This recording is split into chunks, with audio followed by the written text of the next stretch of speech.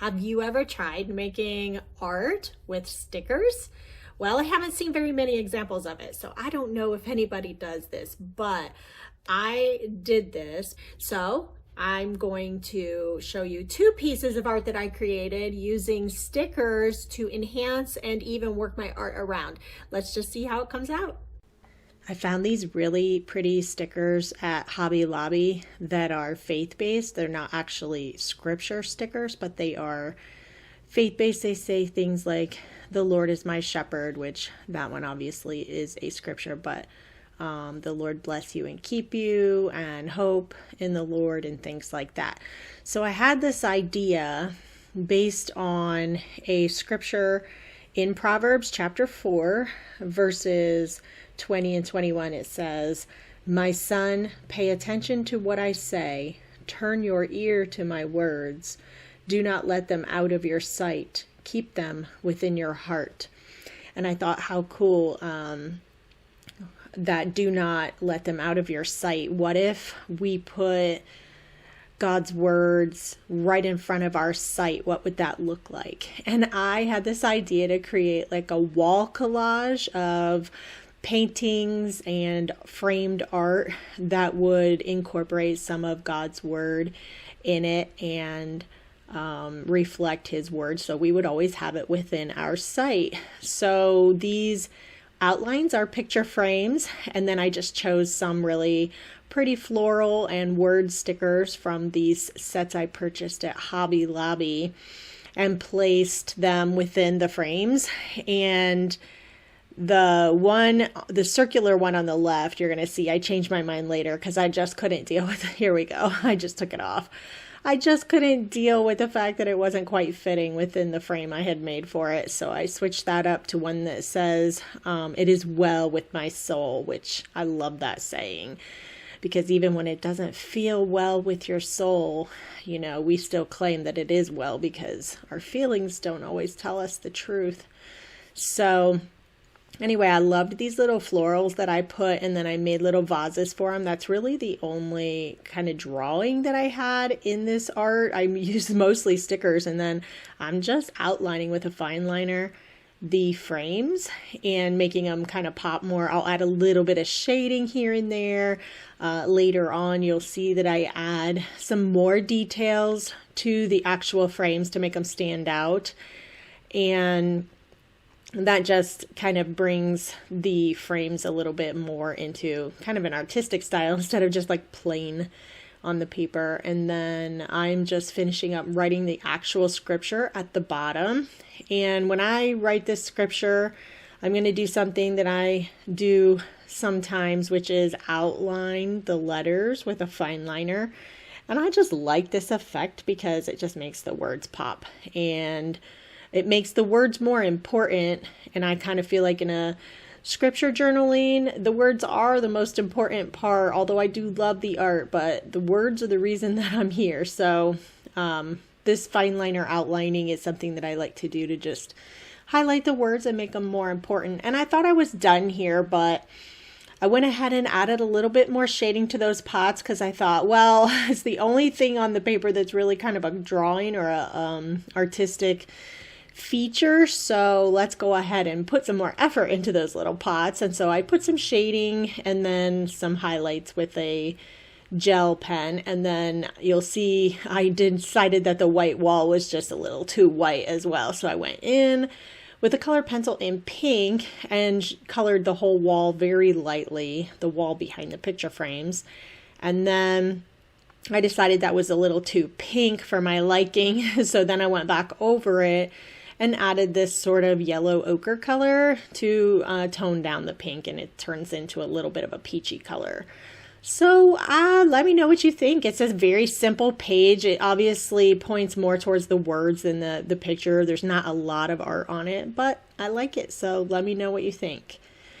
Now we're going to move on to the second one, and this one is a more kind of a fall themed painting. And I'm incorporating, you can see on the left there, these beautiful sort of watercolor pumpkin stickers. And so the scripture that stuck out to me for this was one that has the word harvest in it. And it is in Proverbs. I'm going to go ahead and turn to that. You're going to hear my pages turning, but that's okay. Proverbs chapter 18, verse 20. And it says, from the fruit of their mouth, a person's stomach is filled. With the harvest of their lips, they are satisfied. And I love this not only because it says, it points out how important it is, the words that we say, but also the word harvest kind of stuck out to me here. And I thought, well, I can make a little bit of an art piece around that word harvest. So I thought these pumpkins would go in perfectly. And I picked out a couple of large pumpkins to start with, and you can see they're really beautiful on the page. I really like these pumpkins. Now, I am going in with watercolor on this one. I've already done a light wash across the whole back because I'm not a huge fan of just doing art on a blank piece of white paper. I like to kind of give it some kind of color in the background. So I decided to try watercolor again after paying attention a little bit more to some professionals, and I learned that I need to use less pigment and more water. But I'm also using a little too much water here. You're going to see that the paper starts to crinkle a little bit, and you know, I have to let it dry for quite some time. But I did like how I chose this sort of yellowy orange color or yellowy green, I guess, for some of the pumpkins. It just said more fall to me than just orange pumpkins, because sometimes you have those gourds that are different colors. I considered putting some of those ones that have the lumps and bumps on them, but I thought they're not actually that attractive to me, and I'm not sure if I could make it look like it was intentional. It might just make my painting look like I didn't know what I was doing. So I'm starting out with these shapes. Now, granted, I'm no artist, but trust me, this is going to get a little bit better. I use my heat tool to dry in between coats because I'm not very good at letting something dry and coming back like 30 minutes later to finish it up. I kind of want to finish it in one setting. So you see that I'm pulling some more stickers off that same sheet, some leaves and acorns just to look like they fell in a pile and they're kind of falling from the sky. And then I'm going to go ahead and add more depth to these pumpkins by adding even more color to them in sort of, you know, slimmer lines to add shading and shadows and stuff. So that is what I'm doing right now, and I'm trying to minimize the amount of water I'm using right now because I want the colors to be a little bit deeper, and I also don't really want it to spread outside of where I have it right now. So in the end, I will end up using a fine liner to go around some of these pumpkins because I'm still not that great with watercolors. I'm going to try in a future video to use watercolor pencils. I kind of feel like I might have a better time controlling the watercolor pencils. I've watched a couple of videos now and I actually have some, so I thought maybe I would be better at that than the regular watercolors. But at any rate, in this particular one, I'm still practicing, so I use colored pencils and fine liners and markers to kind of help me build depth and dimension and definition on a lot of my watercolors. So that's why you'll see my watercolor part is real fuzzy and kind of smeary, and then I go in later and add the fine liner. So I'm just adding the stems to the pumpkins. I'm choosing a couple different colors. At this point I've kind of made some browns and greeny mixes with orange on my palette over to the right, and I'm just choosing whatever kind of blob color and adding it because I want it to look very kind of natural, like it just happened that way and not like I chose specific colors.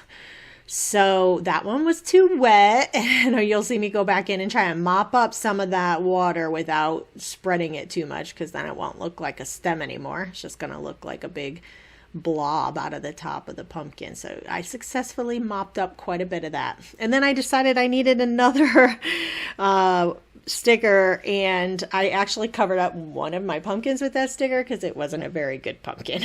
So now is when you'll see me coming back with the fine liner, and I'm choosing different colors in this fine liner. For the orange pumpkins, I'm using an orange fine liner, and then for these sort of greenish yellow pumpkins, I'm using a it's more of a like beige or tan fine liner, and you can see that it does really give more definition, but it doesn't add so much that it looks like you used a marker. Now this one does look like you used a marker, and also my paper was still a little too wet when I put that pen to it, so it's a little spread out a little bit, which wasn't the greatest effect, wasn't what I was going for, but you know, we live with our mistakes. So but this is like a dark brown. It looks black from your perspective, but it's actually a dark brown fine liner, and I'm just going around the stems just to make them look more defined, so that they look like stems of pumpkins and not just these twisty blobs coming out of the top. And I actually really liked how, even though I'm not that great at watercolor yet, these sticker pumpkins, which are also done in a watercolor effect, almost make it, if you kind of like squint and stand back, they almost make it look like all the pumpkins are watercolor pumpkins made by a good artist. So I don't know, I kind of liked how interspersing them between my art made everything look cohesive. So you'll have to let me know what you think about that. I liked the idea of using stickers to create art because it helps, especially for those of us who don't necessarily know how to fill a complete page or have the patience even sometimes. I think this can be a fast way to create some art. I think this one ended up taking me about 45 minutes actually, but there's a lot of drying in between layers and things like that. So the actual art process doesn't take that long. I'm just wrapping up and finalizing because when I looked at it, I thought too much white again. So I decided to add several different greens for the grass, and I actually think the grass came out really good. You'll have to tell me what you think. And I'm just moving the camera to get a little closer to give you a good view of that. I liked the grass. I have some yellows and greens in there, and I think this came out pretty good for somebody who's not a watercolor artist. So let me know what you think, and I look forward to seeing you in the next video. I'm already really excited. I've already filmed it, and I think you're gonna love it. So come back again next week.